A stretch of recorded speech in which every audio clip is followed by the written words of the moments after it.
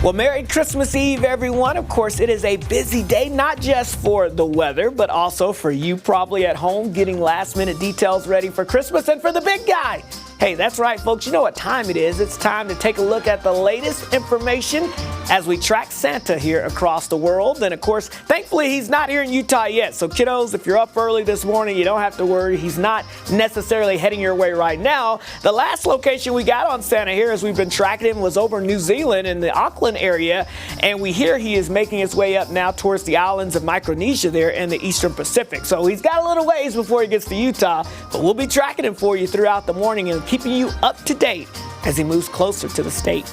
All right, let's get you out the door with your forecast right now, because that's another thing we're tracking. Some balmy temperatures, mid-50s, 57 in Ogden, 56 in Salt Lake City. Again, to let you know, the record high temperature for today is 57 degrees. And with it already being 56, 57, I think it's a pretty good bet it's going to be another record-breaking temperature day.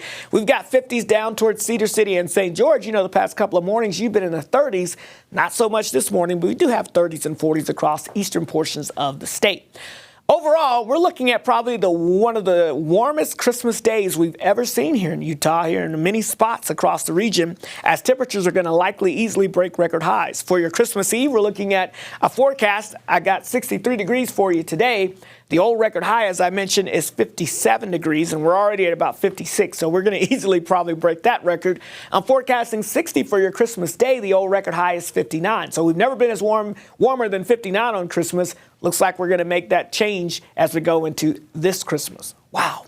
All right, here's the weather map. We can see our storm system, wind approaching ahead of the storm. Then we've got flood alerts and some flooding rains down towards California, and a lot of that is going to be moving our way. So the winds are already starting to pick up out there. We've had gusts over 40 miles per hour even here in Salt Lake City, but areas west of I-15, that's where we have the wind alerts, where we could likely see winds gusting 50 to 80 miles per hour throughout the day today. And watch out for some blowing dust. That could reduce your visibility. So here comes the rain. I think it starts to pick up in southwest Utah as we get towards lunchtime. I think we're mainly dry for most of the daytime hours here across northern Utah until we get towards late this afternoon into the evening hours. We'll start to fill in that rain along the I-15 corridor. And I think as Santa makes his way and trek through the Beehive State as we get into tonight, we're going to be looking at widespread soaking rainfall from north to south. And notice southwest Utah could be seeing some heavier rainfall. Now, as we go into your Thursday, here's some good news. I'm seeing less and less coverage of rainfall showing up for your Thursday. So while we'll have some scattered showers around, maybe even a rumble of thunder,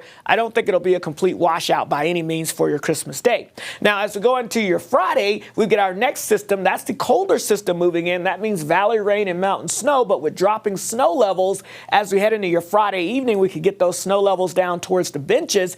And overnight Friday into Saturday morning, we may even get these snow levels down towards the valley floors. So if we have any moisture left over, we could see some snow showers even down to the valley floors by Saturday morning. I think any accumulations in the valleys, very light. But as you get towards the mountains, this could be a widespread 6 to 12-inch snow event Friday into Saturday for most of our mountain and high terrain locations, and even down towards the benches and places like the mountain valleys could see a couple of inches of snow again Friday night into Saturday. So something to watch.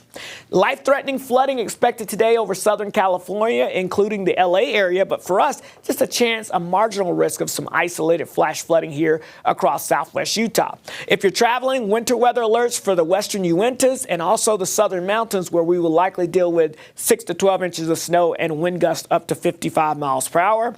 But we all look at a decent soaking, a rain event, I think, as we look at about a ½ inch to an inch in many spots.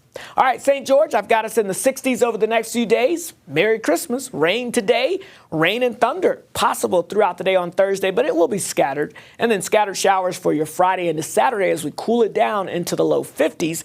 The Wasatch Front, we've got 60s in the forecast with rain showers this evening, off and on rain chances through Christmas Day, and then more rain Friday with potential a few snowflakes heading into your Saturday morning. All right, let's get a check on your traffic here as we get you out the door here. Again, we're watching here a couple of locations here for you here. As we look here at northbound on Legacy here at 500 South, there has been a crash there. This is in Davis County. We've got the 2 right lanes on this area that is blocked right now. So keep that in mind. You may run into a delay there. Not seeing a major backup as of yet, but something we're going to be watching for you throughout the morning here as we potentially Again, looking at the area around exit 4 that is closed now, so you may want to use I-15 as an alternate route. So that is something that we're going to be watching for you very closely as we progress throughout the morning. Otherwise, if you're traveling in and around, let's say, the airport area here on I-215, things are looking pretty good so far this morning in terms of traffic flow. So we'll keep an eye on areas here across the state in terms of your traffic, the radar for the rain chances, and of course, we'll continue to track Santa. We'll have more updates in just a few moments. Kayleigh Ann? Tracking Santa, very important stuff.